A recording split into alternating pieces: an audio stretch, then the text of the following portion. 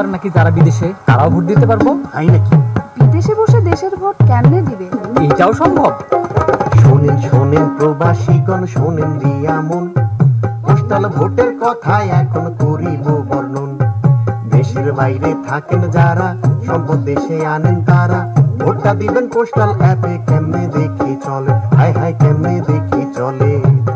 ও বাউল ভাই, আমার ছেলে তো দেশের বাইরে থাকে, সে ভোট দিতে পারবে? প্রবাসেতে থাকেন যারা, কন্যা পুত্র স্বজন, ভোটটা সহজ করার জন্যই এত আয়োজন।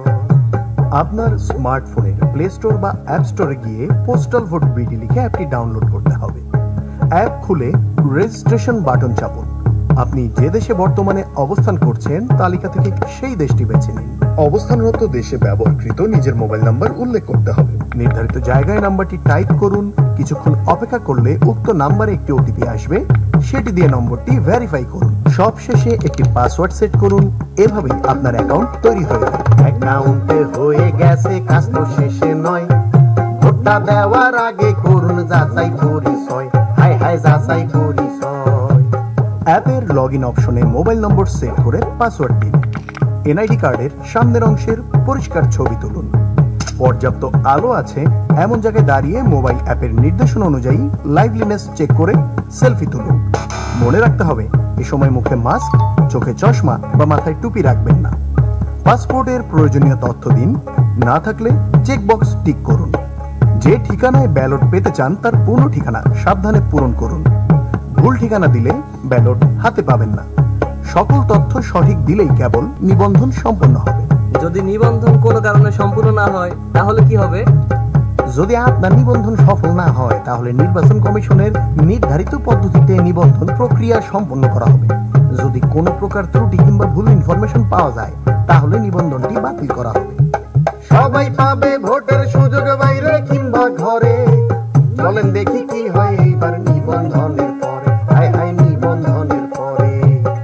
নির্বাচন কমিশন থেকে বাংলাদেশ ডাক বিভাগের মাধ্যমে আপনার ঠিকানায় একটি পোস্টাল প্যাকেট আসবে। প্যাকেটের ভেতরে থাকবে একটি বড় সাদা খাম, রিটার্নিং অফিসারের ঠিকানা লেখা বড় হলুদ খাম, ব্যালট পেপারের ছোট সাদা খাম, আপনার মূল ব্যালট পেপার। মূল ব্যালট পেপারে শুধু প্রতীক থাকবে, প্রার্থীর ছবি থাকবে না। আরো থাকবে একটি নির্দেশিকা, যার পেছনে থাকবে ঘোষণাপত্র। আরো শোনেন প্রবাসীরা, শোনেন দিয়া মন, ভোটের আগে লাগবে অ্যাপে ভেরিফিকেশন। ব্যালট পাওয়ার পর আবার অ্যাপে লগইন করুন। পুনরায় লাইভলিনেস চেক দিয়ে নিজের পরিচয় নিশ্চিত করুন।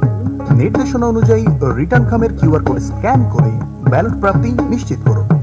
নির্বাচন কমিশন থেকে প্রতীক বরাদ্দ হলে অ্যাপে আপনার আসনের প্রার্থীদের প্রতীক দেখে নিন। পছন্দের প্রার্থীর প্রতীকের পাশে দিবেন একটা টিক, পাশে দিবেন একটা টিক। ভোটটা বাতিল হবে যদি চিহ্ন থাকে একাধিক। ও বাউল ভাই, আর কি আছে বাকি? নির্দেশিকা দেখে ঘোষণাপত্র পূরণ করে শেষে সাইন দিন।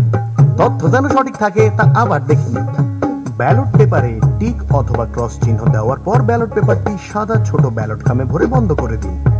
এরপর ঘোষণাপত্র পূরণ করে ব্যালট খাম সহ বড় হলুদ খামে ঢুকিয়ে খাম বন্ধ করুন। যত দ্রুত সম্ভব নিকটস্থ পোস্ট অফিস অথবা পোস্ট বক্সে জমা দিন। শোনেন শোনেন প্রবাসীরা, সকল কথা শেষে আপনার ভোটে জিতবে দেশ, থাকবো মিলেমিশে। এইবার কিন্তু ভোট দিতে পারবা বাবা। নির্বাচনীটা কেমন প্রহসন, ত্রয়োদশ নির্বাচনে এইসব সুযোগ নাই। দেশের বাইরে থাইকা আমরা দেশের জন্য লড়াই করি। আমার ভোটটাও এইবার তোমরা গুইনা রাইখো ভাই, তোমরা গুইনা রাইখো ভাই। ব্যবহার করুন অফিসিয়াল লিংক অথবা অ্যাপ।